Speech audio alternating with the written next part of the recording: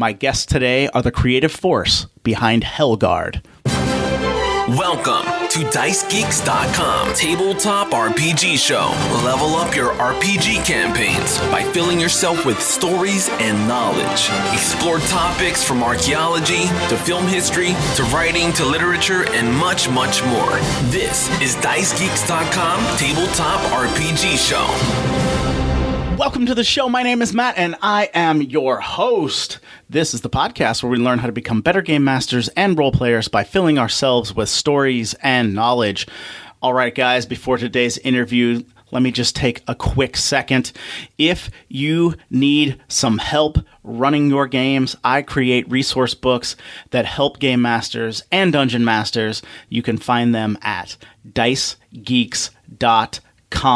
Just the word dice, just the word geeks put together with a .com at the end, and you will find some incredible resource books that will help you save time and up your game. All right, now here is today's awesome interview. It is my pleasure to welcome two guests to the podcast today. They are the co-creators of Hellgard, Curse of Caina, Max Carr and Mikael Sebag. Max, Mikael, welcome to the show. Hey, thank you for having us. How exciting. Yeah, absolutely. It's my pleasure. Why don't we just start with Max? Max, when did you discover tabletop role-playing games? Oh, my goodness. Well, over 20 years ago, it would have been in like Dungeons and Dragons second edition. I remember, a friend of mine bringing the core rule books to the gym, actually. And, while they were working out, I got to sneak away and read the books. Years later, a family member, an aunt of mine, actually, who's a professional nerd, a programmer, began running games for us and just was absolutely in love from there. Oh, wow. That's really cool. How about you, Mikael? I didn't start until way later, third edition. Actually, gosh, we might have been at 3.5 at that point. I remember I was like 19, just started college, and someone that I was seeing at the time introduced me to the hobby. And then I started playing with their play group, and we were all terrible at D&D, but it turns out that a bunch of them had been Vampire the Masquerade nerds. So we then, after playing like a short year-long campaign in D&D 3.5, which was like rules wise, it was a complete travesty. We bungled it at every possible turn. We then played Vampire the Dark Ages and had a really, really good time with that. And then sort of from there, we ended up sort of just playing mostly like Pathfinder and D&D and Vampire. And God, we played Monty Cook's World of Darkness at one point, which was like the D20 conversion, which is its own special thing. But yeah, I kind of spiraled out from there. Okay. Oh, that's great. So, Max, when you were introduced then to Dungeons and Dragons, did you stay a player for a while, or did you start running games? I stayed a player for a little while, but my particular poison was a lot of the fiction, right? So in reading the novels and kind of getting obsessed with all the lore, I found myself quickly running games and never really stopped. We've taken tours of, oh my gosh, it feels like every TTRPG system on the planet. And I don't know, I find running games a really unique and engaging challenge. So I tend to find myself on this side of the board. Yeah. Okay. How about you, Mikael? Did you play for a while before you started running games? Yeah, so I started as a player, of course, and then I stayed a player for a while. And then I GM'd for a bit, and then I've sort of come back to being player for quite a while. But the period in which I was GMing the most was around the Pathfinder 4E split. I remember when 4E came out, and then Paizo said that it was going to do Pathfinder as a sort of like 3.75 edition. It was running its alpha playtest, and I was so excited about it that I was like, I so badly want to play this. Does anyone want to play this? And all my friends were like, nah, not really. And I was like, fine, I will GM if it means that we can be part of this playtest and we can like submit feedback. And I was so excited for it that I ended up GMing my first couple of campaigns specifically for the purpose of playtesting these rules. Oh, nice. Of course, that's the secret of tabletop role-playing games. If you want people to play, just offer to GM and they'll play like almost any system. Right? Oh my God, it was so easy. Yeah. It's like, I'm running this. Okay, we'll play. Yeah, absolutely. So now, Max, you said since you were running games, did you pick up any advice that you could share with the audience as far as game mastering goes? Yeah. Wow, what a huge question. I love GMing advice, sort of systems agnostic. I mean, if you were to look at my library behind me, you'll find like literally thousands of pages of collected articles across the internet, of recorded lectures. Like Ben Robbins, they even had the Shippensburg gaming camp, right, where they taught classes on how to improvise and run better games. If I was stuck with one piece of advice, I'd remind people that you're doing better than you think you are. Generally speaking, the players are having fun, and you're probably being a little hypercritical of yourself in these moments. And number two, I just try to get better than you were the last time you ran a game. It's so easy to get caught up in your head or to blame the other players at the table if the experience goes sideways. But there's just a ton of information out there, between YouTube and some incredible blogs, podcasts like yours, just endless resources for running better games, more exciting games every day. Yeah, I think you're right. There are so many resources nowadays that we can go to. I, of course, was back in the dark ages of the 1980s, so I just had to do trial and error until I almost lost some friends or something, stuff like that, and realized it was my fault, or and some different things like that.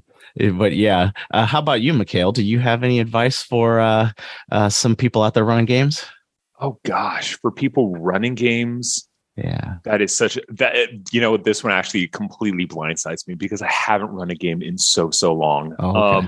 No problem. But for me, I would say, and I think this is where Max and I somewhat, actually no, I think this is fairly general.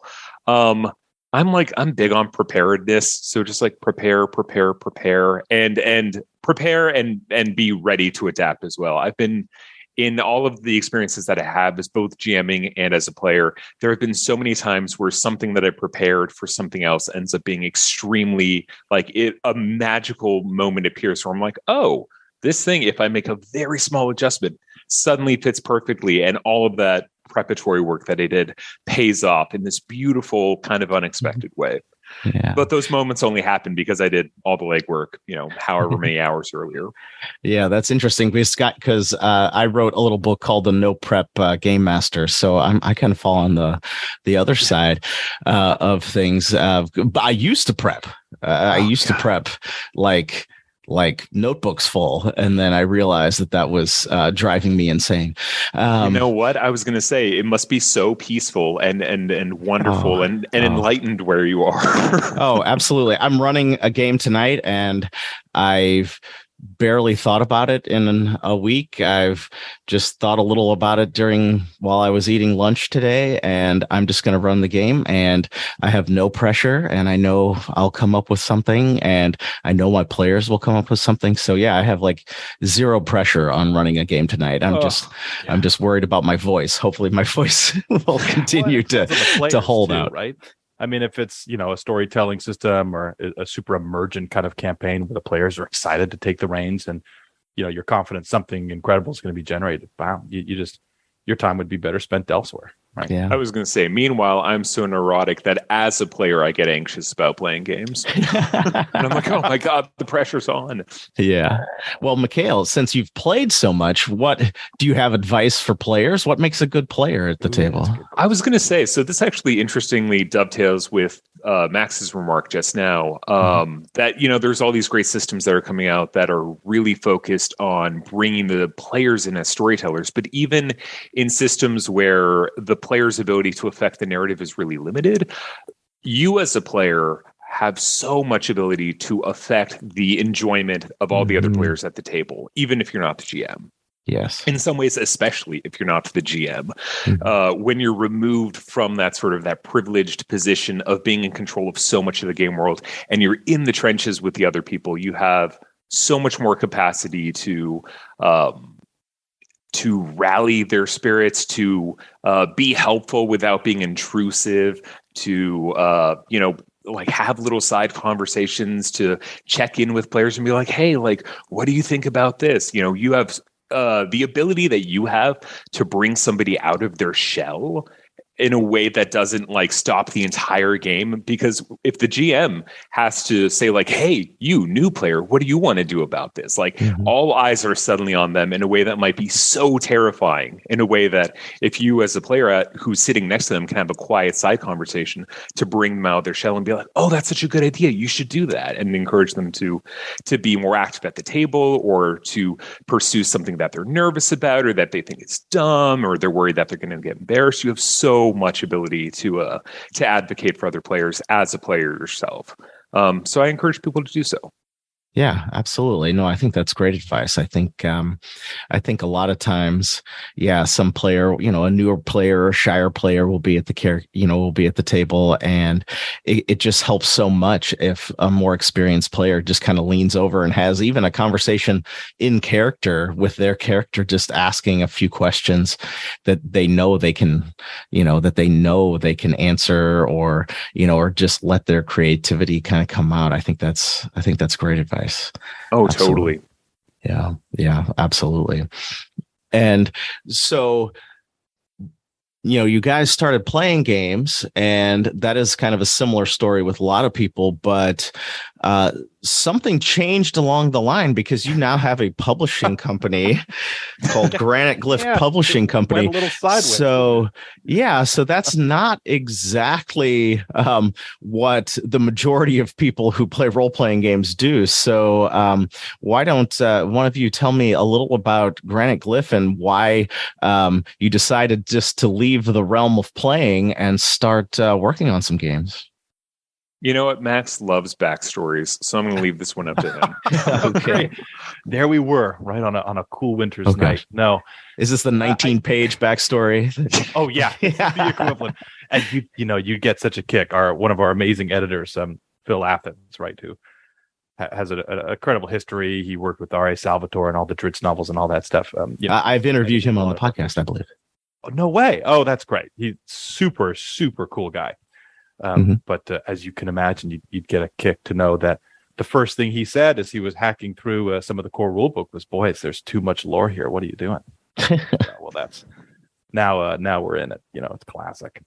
But let's see, to circle back, I think Granite Glyph initially can be best said to have come out of just a series of conversations over many years between Mikael and I. One of our favorite pastimes is to get together and to debate, I'll say politely, but argue about tabletop RPGs, and what we do, sort of the tradition is, and we run games anywhere from like 3 to 5 nights a week, depending on the week, right?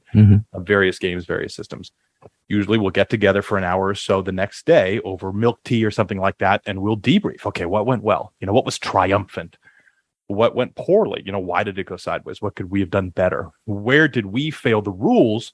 And maybe more critically, where did the rules fail us? Where did the rules fail the game and the players, right? And so out of those conversations over many years, this body of ideas starts to emerge. And we, looked at each other at a certain point and said, well, COVID-19 hit. We find ourselves with a little extra time than we might normally have, a time locked in front of a computer anyway. Why not reach out to some people we've met and float this idea past them? In particular, this idea of a one-night horror game, something that, because, when COVID started, we didn't know how long it was going to last, right? So the idea of starting a 2-year online game, well, we thought we might be face-to-face again in a month, right? So instead, what we were doing was we were kicking off West Marches style games or one-shots of a bunch of different systems. We thought, well, it would be great if there were a game designed for one-shots, right? A horrific game that was approachable, that was accessible. We have a lot of friends who we want to stay in touch with, but if they're not literate in TTRPGs, really a tough thing to onboard someone online, over the course of a couple weeks. So anyway, not to ramble, but I think it came out of a combination of a lot of wonderful conversations and ideas and the unusual circumstances we find ourselves in with the pandemic. Okay. No, that's very interesting. So I do want to just follow up real quick. You said you're running like 2 and 3 sessions a week, and then you would debrief afterwards? Yeah. Oh, it's amazing. I mean, and Mikael will correct me if I'm mistaken, but I mean, almost every day, I work out in the field. I'm on the move a lot, during my day job. So I'll find an hour here, an hour there. He has a similarly flexible schedule. So we'd meet up for tea or coffee or whatever it was. And we just debrief. I mean, to the point where we would sometimes have notepads out. Okay, this player up to 5, this player is not engaging. What can we do? What are his hot buttons? We'll build out a psychograph, right? And we'll say, the combat last night felt like it dragged on, right? Was that us? Was it the rules? Was it the players? And sometimes it wasn't what you'd think. At a certain point, you can achieve, for instance, mastery of like the Pathfinder rule system, right? And you can run really rapid combats. You can run combats with 15 people in 30 minutes, and they can still be atrocious and boring, right? So, we go through those to the point where, he would be my mole in certain games, which is kind of comical to think about, right? But I'd say, okay, well, I think, if one of the players, wink, wink, nudge, nudge, right, extended this opportunity or this idea to another member of the party, he might engage. This might bring him out of his shell. Why don't you give it a shot, right? If it comes from me, there's too much pressure, right? So we would become this kind of odd little duo moving through all these games, making them better. Or at least we hoped. Huh. No, that's really I think interesting. it worked most of the time. Yeah. It seemed to, right? Yeah. No, that's really interesting. It's just, I really appreciate the level of kind of thought you guys were putting into the sessions you were running. I know a lot of people may just not get the opportunity due to their schedule or different things in their life. So that's really interesting to hear that you guys were kind of digging down so deep into the sessions that you were running. And it was pretty cool. We were spoiled too. I mean, we had the time, but one thing that was, I think, a pleasant byproduct was, we'd find ourselves circling each other with these ideas, sometimes, vociferously arguing against it. No, this makes a good game. This would improve this game. You're wrong. Blah, blah, blah. And then within the span of like 7 days, we'd find our positions had reversed, right? Like almost a 180. So now I'm arguing what he had initially and then vice versa, right? So, it's almost a running joke, but at a certain point, you start to really get a feel for everyone's headspace, a better understanding of all these arguments. So, and you can really see that some of them are based either on taste or that both positions are equally valid, simultaneously, paradoxically so. Yeah. And those are just sort of like these tensions that you have to like learn to live with and navigate and be nimble and flexible enough to move between those positions, based on the situation that you find yourselves in and the players that you're playing with and, the time circumstances that you're allowed and the rules that you're sort of in a relationship with for a given game. So it's been fascinating to navigate all of these conversations and to find that sort of that reversal keep happening. Yeah, no, that's really interesting. No, I just find that interesting. So that is really cool that you guys were able to take it to such a deep level while you were talking about the games. Well, then what did that lead you to? What did you learn that you should maybe include in a game that you would start creating? Oh my goodness. So I much. will say, Max, I'm sure has a ton, but one thing I definitely want to drop in is one of the things that I'm sure I feel like early on, we're super cognizant of the fact that we perhaps play that among hardcore tabletop gamers, we're probably among the people who play the most frequently. There are people who absolutely play more than we do, especially, like tabletop war gamers. Mm-hmm. Those guys are insane. But we certainly play a lot of tabletop role-playing games compared to many, many other people. And Hellgard is partly a result of us being like, well, not everyone gets to play this frequently. Not everyone necessarily has as much time or inclination to devote to debating or prepping or doing or digging really, really deep into the rule set, like sitting down with the 800-page core rule book of like Pathfinder 2nd Edition, or for instance, and like reading it cover to cover.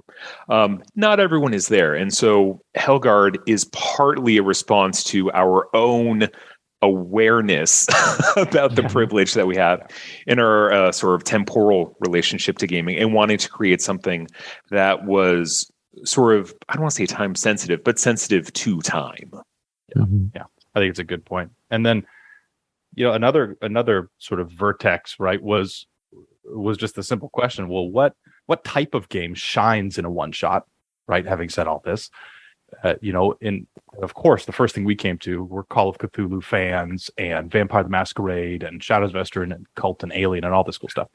Like, horror shines in one shots. In some ways, it's triumphant. It almost can't exist beyond a one shot, right? I mean, modulo situations like Ravenloft, but no one would argue that you're terrified for the entirety of your Ravenloft experience. In fact, some of those encounters are really quirky, which is why you love them. So we landed in horror, and then we just started going through our list. Okay, one of those was combat. Okay, why is it that combat in most D20 systems and D&D 5e, why does it, number one, slow to a crawl, right? And why do you feel more pressure, more urgency, right? In some ways, more violence almost, when the DM looks at you, right, speaking in character and asks you to respond in character. Why is that more urgent feeling than your 2-hour combat, right, where you're going down initiative, and the last thing combat feels is quick and violent and chaotic. So we said, for a one shot, we've run games for Paizo, we've run games at different conventions and things like this. What you end up cutting out, the first thing you end up cutting out in a 1-hour session are the additional combats, right? And it's because they're inherently uninteresting a lot of the time. So we tried to bundle the idea of quick, violent, chaotic, but tactical combat with the immersive effect that a horror one shot can achieve in ways others can't. So, no, that's interesting. So you landed on the idea of a one shot. You landed on the idea of horror, and that you wanted to keep the combat kind of quick and chaotic. I'm just wondering, how do you feel that you have achieved that with either with the system or with the dice, or what mechanics do you think you've used to create that kind of feeling in the combat? Mikael, do you want to start, or shall I? You know what? You go on and take it, because I'm definitely, I've got the Three Stooges things where I have all of our experiences talking to some of our amazing collaborators and getting their insights and all the research that we did and the inspirations that we do from board games, and it's all crashing through the threshold simultaneously, and none of it's getting through.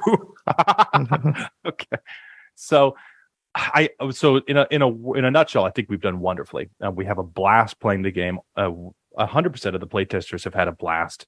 The next thing we did was we're incredibly fortunate to have some relationships in the industry, and so many of these folks saw the Hellgard project and really got excited about it, and came on enthusiastically. So we ran it by those people we like and respect. John Shindahedi, right, was one of the first. He was the senior creative director for Dungeons and Dragons in 3rd edition, right, and on. John Wick, right, is another a wonderful role model in terms of game design for us. He's the developer of the Legend of the Five Rings, tabletop role-playing game of 7th Sea.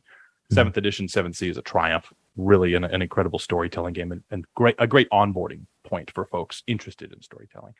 We ran it by them, and then we said, hey, break this. What's wrong with it? And then you combine that with, my goodness, dozens and dozens and dozens of playtests over the course of the pandemic, right? Where we'd set up a dinner party, we'd ambush people in some cases and put this game on the table and say, okay, we're here's the pizza, here's the beer. We're going to run this combat 30 times until we break it, right? And so we would do so. And, bless our amazing play testers. They were patient or kind enough to agree. We went through it again and again. We eventually landed on sort of an action point system where rolling dice isn't a matter of succeeding or failing most of the time. One thing we found was that in one shots, there's not a ton of room for interesting failure, right? Unless you're really careful about it. So a D20 system, just pull it out. It's the popular one right now, right? A D20 system, most of the time you're going to roll a D20, modify it, compare it with the difficulty challenge rating, and you're either going to pass or fail. Okay. Upon failing, if you don't have a talented GM or a set of talented players, action can grind to a halt. Right. And more often than not, if you're running an investigation game, a mystery game, it's not fun not to know things. You fail a knowledge check, at least for me. Whenever my players fail a knowledge check, Like, I roll my eyes. Everybody has lost something in that moment. They don't get what's happening. Okay, they don't appreciate the lore. I don't get to give them this cool reveal. Essentially, it's like, well, you revisit it sessions later and go, well, if you had noticed this, maybe the whole adventure would have made sense. Tough cookies, right? But that's what the die said. So we got rid of all that. Die rolling in Hellguard is a matter of pushing your luck, and it's a matter of consequences, right? So upon rolling those D6s, you can draw on the power of your sort of infernal bloodline, your cursed lineage, right? And you can make supernatural things happen. You can speak with corpses, right? You can detect emotional residue. You can detect an enemy's deepest fear or their heart's desire. That stuff works all of the time. Your attacks work all of the time, right? You're rolling for damage, not to see if you hit. You're rolling to see how well it worked. So success in investigation, right, is a matter of the consequences you suffered to get there, right? So when you roll those infernal dice and a 1 pops up, you've opened that gate to hell to use these superpowers. On a 1, the demonic influences have crept into the world and they tend to stay, right? So every time you roll a 1, the ruin mechanic, the ruin meter goes up by 1. And over the course of the adventure, NPCs get more violent. Okay, food gets corrupted. The wild becomes more dangerous, things like that. In combat, the success is a matter of setting up opportunities, maximizing damage potential with combinations with your allies, environmental effects, and things like that. But anyway, that's a good place to start, I think. No, very interesting. And I guess we probably should back up a little bit. You had already mentioned that you had quite a bit of lore. Why don't you give us a little bit of insight into the lore behind the game so we can get a kind of maybe a better frame of what gates of hell we are opening and so forth. Yeah, absolutely. Mikael, you want to? Yeah. Without going too deep into it, as Phil Afton's advised us not to do, or at least to take some of the lore and pepper it, throughout everything.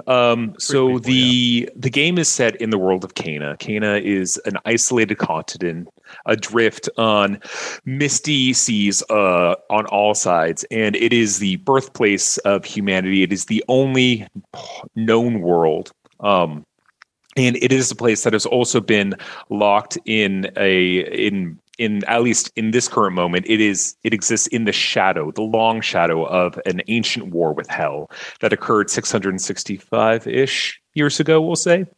At that time, hell sort of marched openly into the world, and humanity was able to withstand against it with the help of sort of 5 legendary, almost like mythological heroes, from whom are descended these 5 bloodlines. And these heroes sacrificed everything in the process of fighting openly with hell. And they were able to win, but there were great sacrifices in the process. And the scars, both sort of mental, physical, and spiritual of that war are carried on by their descendants. And in the game, Hellgard, you play as a member of one of these ancient bloodlines. And you have actually received and been trained in the, what's the word I'm looking for? You've been trained in sort of the martial and magical disciplines of each family's respective school, and using those abilities, sort of your ancestral lineage, the sort of hell-tainted blood and the power that comes with that, combining that with your own training, you group up with members of other bloodlines to now sort of fight against a new war, because hell has returned to Caina, and instead of fighting openly on these sort of hell-blasted battlefields, it is instead infiltrating and infecting the minds of those who dwell in small villages and remote corners of the cradle, that is the continent of Caina. And at this point, your job is, as a Hellguard, to go into these remote places, whether they're abandoned citadels or remote villages or stretches of open road where people are scattered across. And you go in, you interrogate the locals, you find out what the source of supernatural misfortune is. And when you back it into a corner, you fight it. Okay. And you can do all of this in one night in a one shot. That's the goal. So we have a series of one shots. We've got 5 of them that come in the book itself, possibly 6. And we also give GMs tools to create more. We have tables and tables of story hooks. We have an additional bestiary. We have systems agnostics advice and kind of setting and game specific advice for how to sort of set up a one shot, like how to pace it correctly. And it's a challenge, but it is, it's one of those things where there are these way bigger rule sets that people love to use to onboard people for a game. And they're like, hey, we're just going to play it like one night. Like, let's see if you like it or not. And then you spend like 3 hours in character creation. And, you get to the part where the wagon's been attacked by the goblins and you have that fight. And then it's like 12 midnight. So everyone has to go home because we're all in our 30s. And that's someone's first experience at tabletop role playing. So we wanted to create something. And we wanted to create a rule set, as Master mentioned before, that actually sort of delivers on the promise of trying to deliver everything that it can within the space of an hour and scoping appropriately for that. Or sorry, not the space of an hour, the space of an evening. Okay. And scoping appropriately for that. Okay. And so do you have pre-gen characters or can you make the characters really quickly? Yeah. We do indeed. Gosh, we went back and forth on this throughout the design process quite a bit. And we did end up deciding on pre-gen characters because even in systems where there is sort of mild character creation or you have sort of like pick and choose menu style character creation, at least for the way that our system is set up, it just wasn't working. But we tried so hard. That being said, for people that are interested in exploring the world of Caina a bit more and having a bit more ownership, like we, give our full blessing to not only sort of customize these pre-gens as you see fit, but also to we also give some additional, like, albeit very brief advice on how you might go about creating your own Hellgard. Okay, cool. Very interesting. Decision, and it's tough too because we love building characters so much.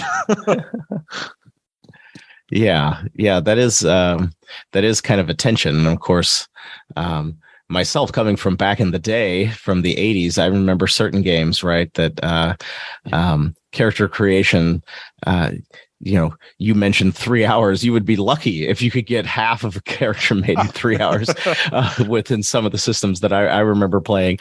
And so I get it. There's always kind of a tension there between getting people into the game and creating the character. So I completely understand that there's that there is a tension there. So I totally get that. I totally understand. There's a give, and it's it's one of those things too. There's everybody identifies tabletop role playing games as different things, right? So for some, they'll look at it and say, well, if I can't build my character from scratch, what am I doing?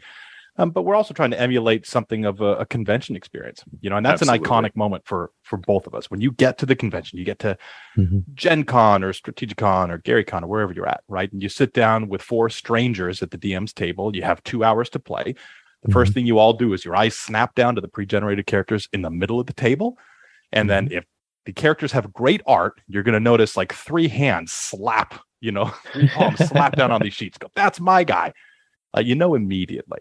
So, that it's a triumphant moment in there, right? The art has communicated the themes. They've appealed to archetypical players, right? The barbarian guy knows which character is his immediately upon seeing it. And that's what we aimed for with the pre-generated characters. It allowed us to do a couple things. One was appeal to those archetypical players, right? The rogue, assassin, ranger person is going to know his character beforehand. The mage will know, the barbarian will know, the bard, the paladin, all these characters, the cleric. And what's more is it allowed us to key the adventures to the player's abilities more closely, right? So there's nothing less fun than showing up with your pre-generated character who's, I don't know, like a monster hunter, right? And then find you're going through a high court adventurer, with ballroom dances and things like that. There's just not the protected space for your awesomeness at the table. And we don't have that problem with the pre-generated characters at this point. Yeah, no, that's good. Yes, the sailor background character realized you're going through the desert or something. Yeah, exactly. Just like, yes, right, you have that problem. You've I'm sure, like we all played Dungeons and Dragons and some of these editions where you had 100 splat books, and you had the character or the player, more accurately, who showed up with, like you said, Storm Rack right out of 3.0, and you're, man, I have all these super cool wind and wave options and pirate abilities, and you have two when options. are we going to fight on a ship? I've got a high acrobatic score. Pirate game, or you're going to shoehorn them into the Cthulhian Lovecraft adventure. It becomes comical. But yeah, I think that speaks to kind of the old school way, right? When you would carry your character around, right? Like I had my like level 2 fighter that I would just take to somebody else's table, right? If somebody said they're running, I would just take my character, and that would seem alien, I know, to people who have started playing maybe just recently or in the last few years, because that just would not happen. Because when if you start a game nowadays, right, either you're using a pre-gen or you're going to say make a specific character for my specific campaign. Just showing up with some random characters just wouldn't even happen nowadays, I don't think. And then it'll blow people's minds to remember, right? Like there was a time when dungeon masters carried their dungeons around, right? Like they had their book, and this was Bill's dungeon, and it was a matter of asking at high school, oh my gosh, have you guys survived level 2 of Bill's dungeon? Like what a crazy concept. He had a binder with grid paper. Yep. It's the funniest thing. So. Oh yeah, absolutely. Yeah. Cause I mean, you got your thing, right? You got your dungeon, and we're going to put you through a dungeon. You got your tomb of your personal tomb of horrors, whatever it is. So yeah. Absolutely. Absolutely. And now you touched a little bit on the dice. Is it all 6-sided dice system? They're all 6s, and they're pretty. Oh my gosh. Level up dice. I mean, Mikael and I are like terrible dice geeks, right? Like hundreds and hundreds. Hey, Dice Geeks, good call out there. Right? Dice Geeks TM, Dice Geeks copy. Right? And the latest thing, of course, that we're all obsessed with is some of these incredible people on Instagram, right? Custom doing their own epoxy die with inclusions and whatever. It's coolest stuff ever, right? Super bespoke. But it was obvious we wanted dice, right? They're D6s, which is incredible. Level Up Dice, actually, an amazing company. Hopped on board and helped us design these custom anodized metal, like heavy metal D6s. They're black and red, black for base dice, red for infernal dice for the game. Luckily, the only custom face on the die is the 6, right? Which means you don't have that, I won't call Fantasy Flight out by name, of course, right? But you won't, you don't have that issue, right? Where you need to buy the custom dice. You can only use them for this game. And, you're $70 deep before you've noticed. You can use Hellguard dice for any D6 system, or D&D, any polyhedral system. But they just look great. Yeah. Okay. And what design choice went into having only 6-sided dice? Ooh, that's a really good question. Especially because, as Max mentioned, like all of these incredible makers who are producing these beautiful dice sets, like they're all essentially doing the 7 polyhedrals that you find in D20 systems. But we've played a lot of Modiphius games, and we've really, really enjoyed them. We've played a lot of World of Darkness games and really enjoyed those. And, Modiphius games, by and large, there's obviously exceptions to this. A lot of them use D6s, and World of Darkness games use a lot of D10s. And between those two, we found that D6s, the math kind of shook out a bit better for us. The having things based on fractions of 6 as opposed to fractions of 10 allowed the game to be a bit chunkier in the place and a bit more substantial where it needed to be. The math kind of flowed a lot easier for some reason when you're adding integers 7, 8, 9, and 10 into the mix. The math, we noticed in playtests, like it began to break down a little more slowly. And when you're running a one-shot, those fractions of additional seconds, especially during combat when you want it to feel intense, that calculation time is really, really valuable. And also, too, like the D6 is the OG, and it kind of feels like the unsung hero at this point because we have all these incredible shapes, and we have not just, like the tetrahedron D4 with its cool little pyramid shape. We have like little rolly D4s that are like diamond shaped, and we have other ones that are kind of like cylindrical prisms, and it's spiraling wildly out of control, and I love it. Yeah. But I love a D6. I love a cube. What can I say? I think I could take it even a step further too. I mean, like there are some amazing intuitive dice systems out there. There's like hundreds of them, right? The two that come to mind for me at the top of the heap are Yahtzee. Yeah. Yahtzee. Exactly, Yahtzee. Sorry, go on. No, it's true. So like the Call of Cthulhu, right? I mean, many of them, but the 7th edition system where you roll 100-sided die, and the rule is always I need to get below my skill, right? It's super intuitive. You get it, right? And then the other one that's phenomenal are sort of the collection of pool systems, right? It's an easy idea to understand that if my strength is 2 and my guns is 3, that I could just take my clumsy palm and I can just grab 5 dice, and that's what it is, right? What we didn't love then was the sort of the calculus that goes into variable success thresholds, right? So if you have a die pool and then the number of successes you need changes in a moment to moment, we're losing valuable time, right? We're losing brevity and violence and chaos. So we took kind of our favorite bits between those two. So in the Hellgard die pool system, the number of die you're grabbing is variable based on your skill, but you only ever need 1 success to win, right? To win the contest. It's really easy. If you don't see that 6 pop up there, you can draw on the powers of hell and you can roll what we call infernal dice. You can add them to the pool, re-roll the set, right? But of course, that opens up the possibility that the ruin mechanic comes into play and the story gets darker, right? If you roll a 1 on an infernal die, the story gets darker. So kind of a combination of our favorite bits of some of the most intuitive dice systems we feel like are out there at the moment. Oh, nice. No, it sounds really fascinating. Is there something else that I haven't asked that you definitely want people to know about Hellgard? Oh my gosh. I mean, I'll take my 2 seconds to mention the box set, the team, first of all, right? Visit the Kickstarter, hop on the Kickstarter, Google Hellgard, and it'll come up.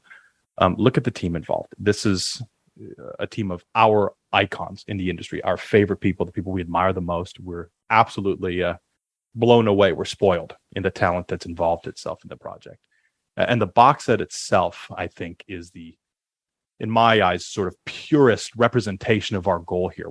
We promised everybody an out-of-the-box, literally an out-of-the-box experience, right? Everything you need to know is on the pre-generated character sheets. They tell you how the powers work. The miniatures you need, the tokens are in the box. They're sculpted incredibly by Monster Fight Club. They did like Borderlands and Witcher and Cyberpunk, all this incredible stuff. The battle maps are in there. The core book is in there, and the dice are in there. So, I mean, when we promise you're not going to, a lot of these systems promise one thing and then kind of do another, right? All of a sudden, you need 3 core rule books and then maybe an adventure module, and you're $250 into the hobby. Here at the box set level, you should have everything you need to play the game for years and years. So, there you go. Okay. Yeah, no, that's beautiful. But I was going to also advocate for the box set. We waffled, I don't want to say for a long time. We've certainly waffled on other things like character creation quite a bit longer. But when it came to the box set, we looked at each other, and I think that there was a moment that passed and we're like, man, this is, if we're going to truly do this right and do this the way that it needs to be done, we need to give them everything right out of the box.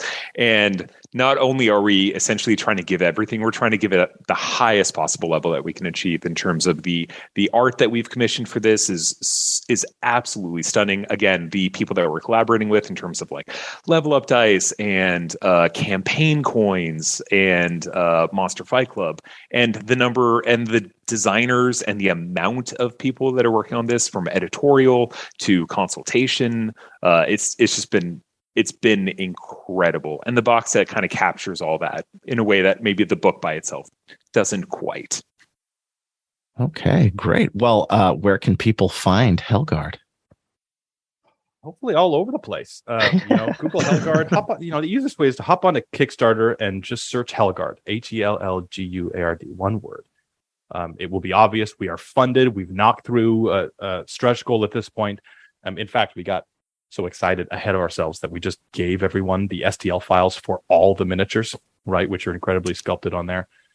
If you have any trouble finding it, of course, I'm sure there'll be links associated and attached to the podcast. But yeah, Kickstarter, search Hellguard, and you'll find us for sure. There's not a ton of time left, although by the time this airs, I suppose we'll be in the late pledges phase, I imagine. Yeah. So we'll hop on there, and Backer Kid will take care of you guys.